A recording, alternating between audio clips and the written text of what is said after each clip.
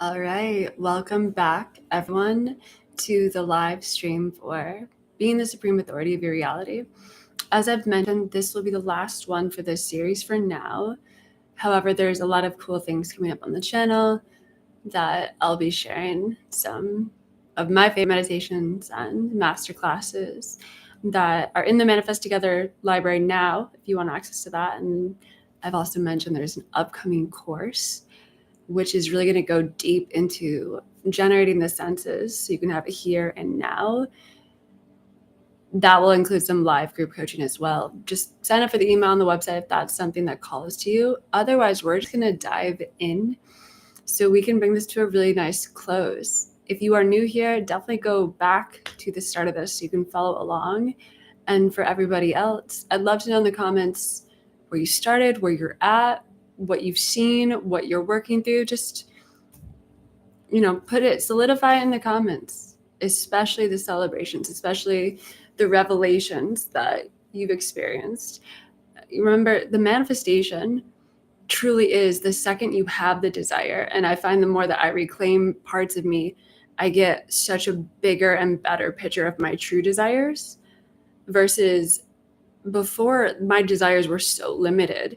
I didn't realize it, but they were so limited because there was all this conditioning still going on, right? And the more I uncondition and the more we are all attuning and breaking free of the conditioning that was just never our truth, the more we actually get a feel of like, what is our actual wish fulfilled? And we get past like the surface level details into like the massive shifts of like, right, if this world is me pushed out, who am I when I really am done with the conditioning? Who am I when I am uninhibited, when I am shameless, when I don't have these conditionings of guilt or pleasing a mirror, when I'm in my full power, my full authority? To me, that's when you really figure out who you actually are. I mean, part of being the operant power of your reality, being God, the goddess of your reality, is you are getting to know, oh, this was always actually my truth. And so much of the personality or the different things that were carried out were conditioning. And without judgment, right? It got you to this place of realizing, oh, this is actually me. And it looks really different than what, fears or conditioning was in there that had me resisting it for whatever reason.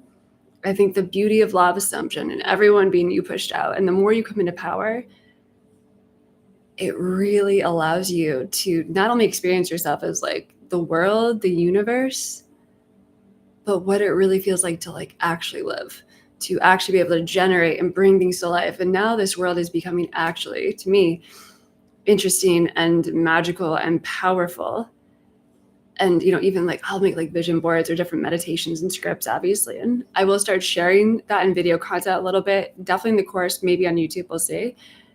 But it's wild to even see like a few years back what I was like pinning, right, from my visions. And to a degree, how much I didn't know myself because so much of it was conditioning. And the more I've done this work and like revealed who I really am, the more like when I look at different scripts or I'm listening to them and I see different visions and I'm now able to bring my senses to do it right in front of me, it's so precise and accurate to my actual expression. And there's something so exciting, so liberating about that you really are like, okay, I can actually customize my world to truly reflect me. And that's what I was always here to do. So I'm so excited that everyone that's tuning in, that's doing this with me, is having that experience, or you're in the process of it, right? We're all in the process of it, but that's what we're here to do. It's the wish fulfilled. It's the promise. It's happening. It's happening. So I see a comment. Let me check this out before we go into the workshop. When I do the inner work heavily, and then a day or two when I get caught in the 3D life things up, I start to feel unrest within. Yeah. I'm not giving into the doubts. Awesome. Telling myself I know what to do. I need to go with it and give myself the love my wish fulfilled. And like that right there, that's the type of control and power that we're talking about. When you can have that type of command. Okay, thank you for commenting. This leads me to a really good point. And I was playing with this. I was writing more scripts for the new course last night. And I was going through, again, just the act of commanding. I'll listen to my workshops and I will practice my commands out loud. And my voice will crack and I'll feel so nervous. But it's a great way to practice when you command these things out loud and generate and expect to see it.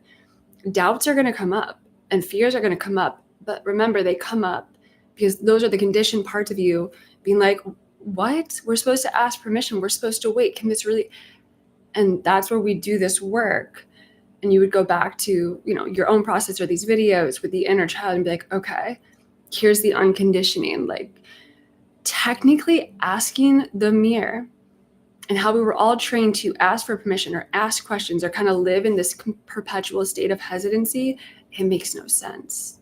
It makes no sense because, right, if you are the operant power and this is just a mirror, I want you to imagine like you're looking at a mirror and you're like, can you put that hat on for me?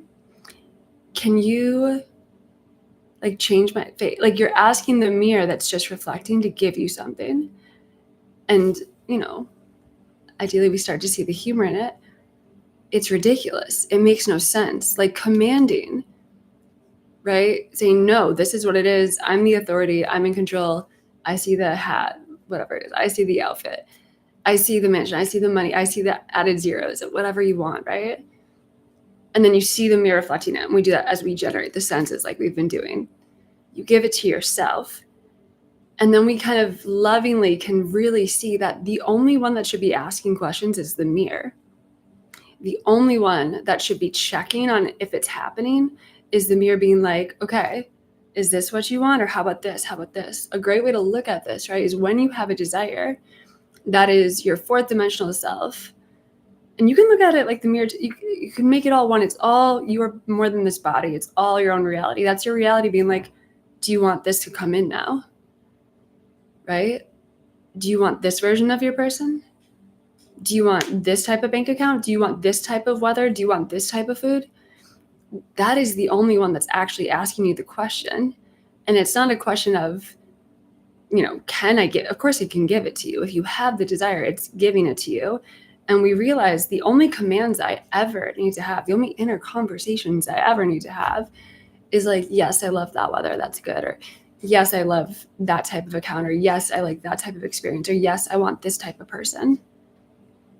Yes, I'll take that. More of that, please.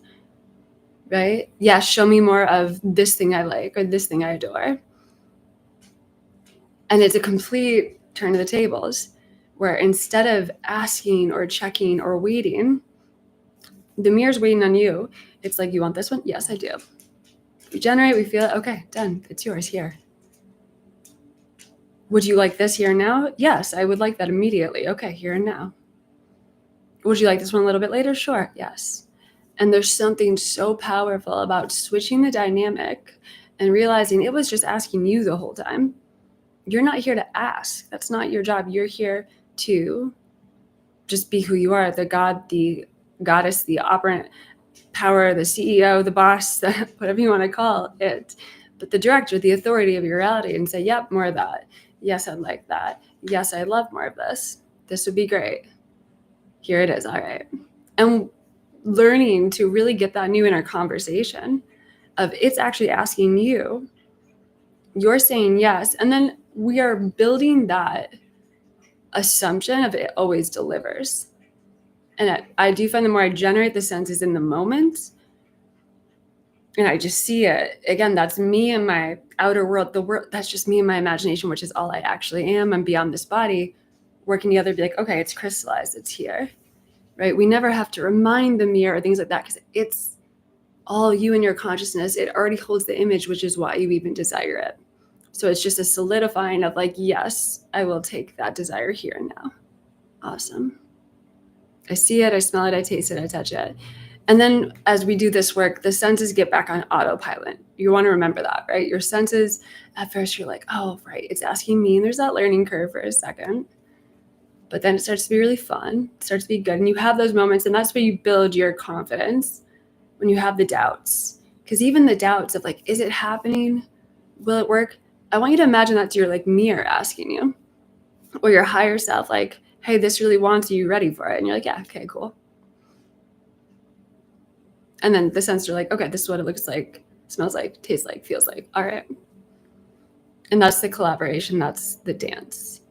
And then we're now getting in the habit of, my desire is already done. It's just asking me, are you ready to be that version that has that? Yeah, that would be good. Thanks. Love that. More of that. And getting into the naturalness of receiving and decreeing and expecting the delivery instantly. Of course, there's no actual timeline or gap. I mean, this is where if you really play with this with the senses and you realize it is just imagination, there's no need for delay. Everything is brand new in each moment. There's no reason why I can't just visualize it and see it, and it shows up, even if it's a totally new situation, totally new person, totally new account. Like, there's no need for actual process if you really know that it's all your imagination. It's all your, like, just the states, and everything is actually malleable. And there's something too about the mere asking you if you're ready, do you want it? It starts to feel softer. It starts to feel more accommodating. It starts to feel more what it is, malleable, more like liquid light, more just like changing and evolving instead of this solid out there. You have to ask me, no, I'm the solid one. You're asking me. I don't check on reality. Reality checks on me. All right. Let me know in the comments your thoughts, and we will end with the workshop. Uncovering the most insidious, normalized tactics. You start with a tactic so subtle, so deeply ingrained, that most people don't even recognize it for what it is, the need to please. This is the belief that you must always be accommodating, always be nice, always be agreeable, even at the expense of your own desires, your own power. The need to please is one of the most insidious tactics out there, you say, your voice sharp, cutting through the fog of their old beliefs. It's been ingrained in you since childhood. Be a good girl, be a nice boy, don't rock the boat. It's the idea that you must sacrifice your own. Inner Conversation LLC 2025, 75 needs your own power to make others comfortable. But here's the truth. Every time you do this, you're stripping yourself of your power. You're telling your subconscious that your desires don't matter, that you don't matter. And that, my darling, is the biggest lie of all. You see the recognition in their eyes, the realization that they've been playing small, sacrificing their power in the name of being nice. You need to revise this completely. Continue your voice a low, commanding growl. You need to see yourself as the authority, the one who commands respect, who commands her desires. You don't need to please anyone but yourself. You don't need to sacrifice your power for the comfort of others. You need to assume the state of being completely, unapologetically powerful and let the world adjust to that. Because here's the truth. You are already that which you want to be, and your refusal to believe this is the only reason you do not see it. Okay, so let's do a live revision together to kind of embody this and bring it all to a close. Understanding that you are already what you want to be is what we just focused on, and we're going to bring it into an embodied experience here and now, and we'll turn the tables like we just talked about to realize the second you have a desire, whatever it is, again, it's already done. And again, that is another phrase that I hear all the time, and it still takes some time to really click and realize, oh, the desire that I just have, it's not a question ever that I have to pertain to. It's just my fourth dimensional self, and then my mirror, my outer world being like, hey, this is ready for you. It's totally complete. Do you want this? Would you like this? How would you like this? Are there any more details you want to know? How can we show you more of it? And when we really see it, like, it's already done, it's already here, it's like delivered, and it's just a matter of like, oh, okay, I'm just gonna figure out where this goes for a second, right? Like it's already at the door. Where does it go in my house, type of thing? And so it's just a matter of like, now that I have it, it's just an adjustment of that I am, in a sense, right? Of, oh, now that I have the money in the bank, oh, right, so I'm wealthy. That makes sense. I've always been wealthy. now that I have this attention or the ring on my finger, I'm married, and now I'm blah, blah, blah, whatever your name would be. So there's like just that little incremental as your I am adjust to it. But it's here, it's done, and it's just your I am being like, oh, okay, this is the new expansion of me. And the mirror and your imagination and your senses is just being like, here's what it looks like, here's what it sounds like, here's the crystallization of it. Because we can just automatically accept it as true. If I have the desire, it's mine, it's done. And there's just going to be a moment of expansion of like, oh, that means that I am incredibly wealthy now. I'm incredibly loved now. I'm incredibly cherished. I am, seen by others in this way. And so we use the senses and the inner conversation just to expand our I am to adjust to that. And that's all it ever is. It is never, ever, I'm going out there to get the desire. Nope, the desire is here. Let me relax into this new I am now that I have it. So let's embody this together. What I'd like you to do is, per usual, take a few deep breaths into the belly, into the body, into that 0 point energy. So breathe deep into the belly.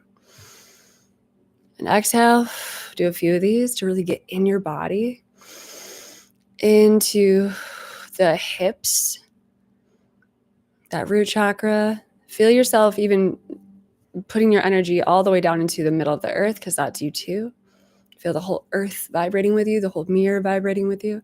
Bring it into the hips, tailbone of the spine, being a little backwards, up through the sacral, the solar plexus, into the heart. A few more deep breaths into the throat.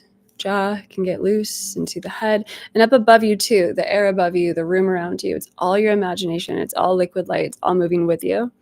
And so I want you to imagine, and go ahead and bring your younger child like on your lap with you. And whether you see this world as like a bubble or you just see it as this, right, this light that is just responding to you. It's reverberating with you. It's not solid. It's not beyond you. It's literally you. You are beyond the body. And tell that to your younger self, like all of this, everything the light touches is us. It's all us. And have both of you breathe into that for a moment as you watch it all just responding to you, breathing with you. You start to see it as more malleable, more liquid. And instead of asking this outer world for anything or people pleasing, remind your younger self that it makes no sense to ask this outer world for it when it's just asking your younger self. It's just asking you, hey, this is done for you. It's complete. What's your response to it? So be with your younger self for a moment.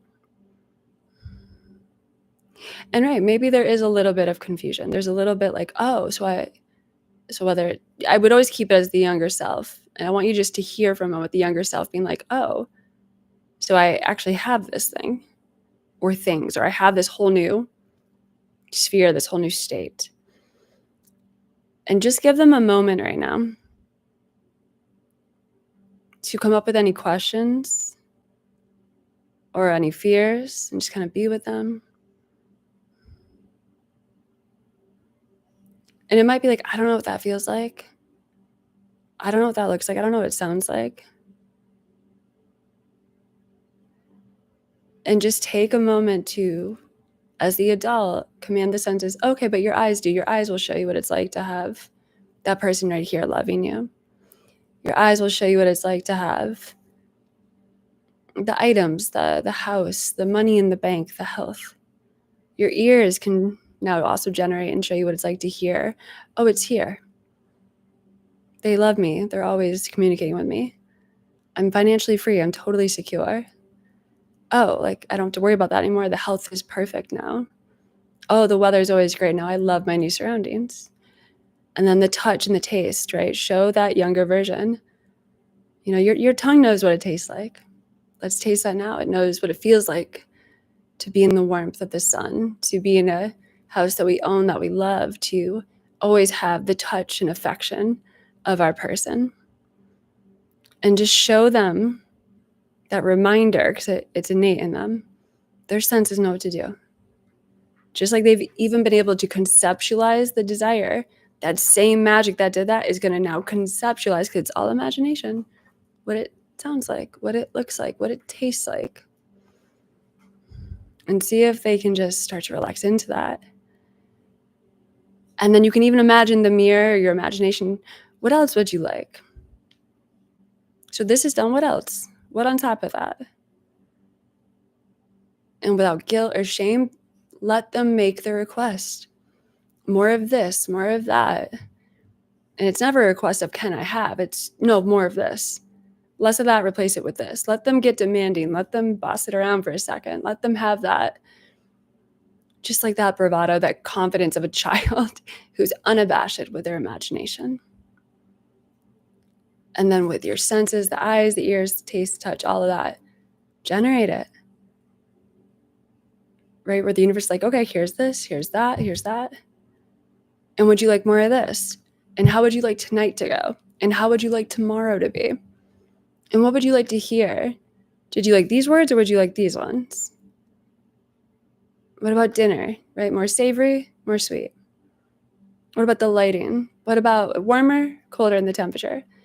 And you start to find these just open-ended questions of the most affectionate, the most focused, the most attentive, the most resonant imagination world that is always focused on you and your younger self.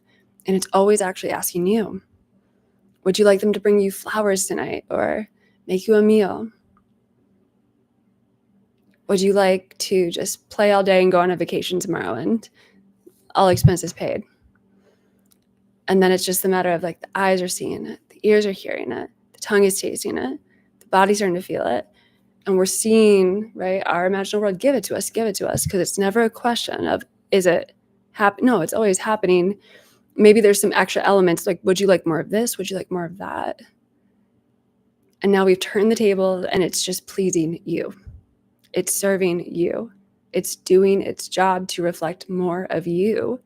And now we've got balance. Now we've got everyone in their proper role where you, all parts of you are commanding, you're the authority, you're directing, I want more of this, I want more of that. We're done with any of the politeness or the shame that made no sense because the mirror is neutral. Everyone in your world is neutral to it. No one's actually gonna get offended because they are you. And if there are fears of that type of conditioning, that's where you, again, with that younger self, hear them tell you, oh no, we'll be whatever you want us to be. That's who actually we prefer to be. We like perfecting, or we like reflecting your strength. We like reflecting your sovereignty. We like reflecting your preference. We like reflecting your own like personal paradise. That's actually what we're here to do. And so we keep turning the tables until that younger part of you and this part of you, recognizing that commanding is the only way to do it. Directing is the only way to do it. You can't ask the mirror for anything, right? It's giving you everything. You're just here to receive it. You're just here to, get clear on what you want more of or what you want to replace some things with and enjoying that creative process. So let me know in the comments as you like play with this and work with the younger selves and generate with the senses, that power shift. And notice like with the fears and the doubts, whatever the fears and the doubts are, imagine that's the mirror asking you of like, oh, is this enough yet? Do you want more of this? Is this happening enough or should we increase this? Should we do more of this? Right? Where they're checking in on you of like, what else can we give you? And now we're in the proper dynamic. So let me just see. Who are we asking this to? You're asking your imagination. You're asking your outer world, which is just your consciousness pushed out, right? And it's asking you. That's the whole difference. It's your consciousness. This outer world is just your imagination. It's just the out picturing of what you assume to be true, okay? And so when we essentially are asking our outer world or we're taking action, we're assuming that we have to go out there into a mirror and we have to create it ourselves and we have to like manifest it ourselves, where that's not how reality works. This is just a reflection and outpicturing of what you assume to be true. So we're assuming right now, my outer mirror, my outpicturing of my consciousness is here to give me everything. It's here to provide me with my wish fulfilled, all my wishes fulfilled down to the last detail. And it's here to get it right. It's here to bring it to me. And as I'm seeing different aspects of the 3D in my life, I'm essentially saying, okay, that's not to my preference, so that's not true. What would be true is this would be this type of meal, or this person would be saying this thing. And that's where we generate the senses to get clear on what our truth is. Because ultimately, the only truth is this mirror is here to get it right, to reflect us back to us. That's it. Take time playing with it. And I do want to, I'll do this more in the course, but seeing the outer world as a mirror that's interacting with you, it's intelligent, it's divine substance, it's imagination, it's plasma. There's a million ways to look at it, but it's interacting with you. And when we finally switch it, that it's here to meet my needs and reflect me to me, not the other way around. Now we're in the right power dynamic. And now we're realizing it's always listening to me, it's always responding to me. And if I don't like something, then it's not my truth. And I replace it with what it is. That's not the version I want, where there's no communication, no messages. The version I want is this. They're always saying this to me. They're doing this to me. Whatever it is, I hear it, I see it. And that's your universe being like, because you want that, like, we have this version for you. Would you like that? And when you basically generate and see it back and you're like, yep, then you're collabing and it solidifies.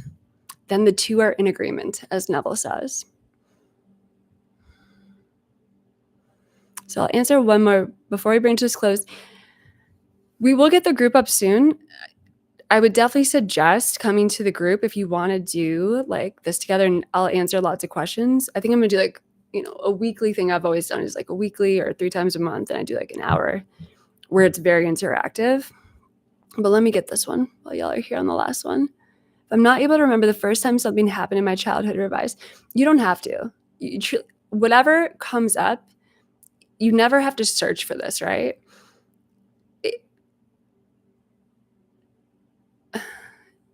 It could even just be like whatever's happening right now. If you notice where you're still people pleasing, just have your child on your lap anyway and be like, by the way, we learned this somewhere, but here's what it's going to be now.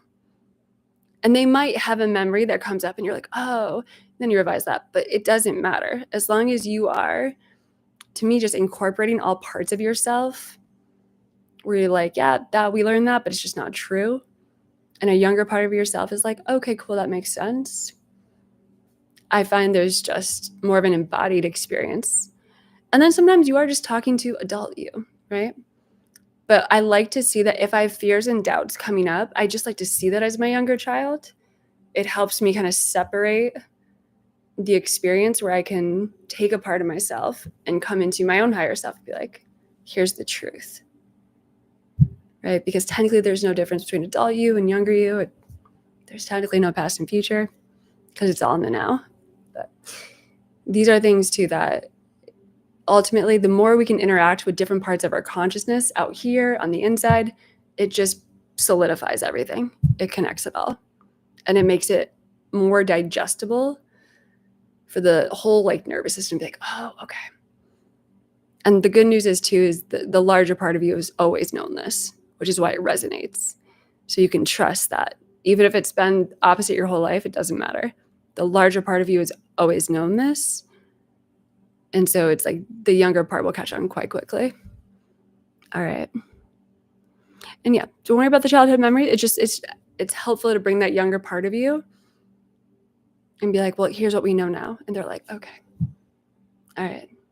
Love the interactions. Thank you all for joining. Definitely sign up for the course if you feel called to it. Sign up for the email. We'll have updates there. And otherwise, enjoy the upcoming meditations and workshops. All right. See you all.